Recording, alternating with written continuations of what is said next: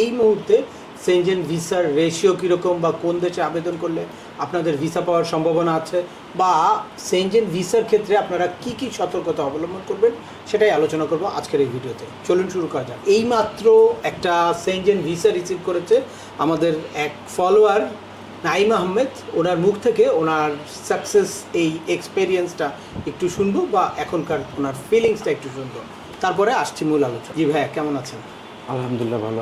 আপনি ভালো আছেন? আছি আলহামদুলিল্লাহ। কয়দিন সময় লাগলো? আপনি কবে জমা দিয়েছিলেন এটা? আমি 12ই আগস্ট জমা দিয়েছি।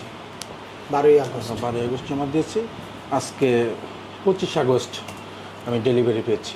দ্যাটস বিন 13 দিন। মাঝখানে বোধ হয় হ্যাঁ। শুক্র শনি ছিল হ্যাঁ, দুইটা, নাকি? শুক্র শনি দুইটা ছিল, দুইটা বসছিল।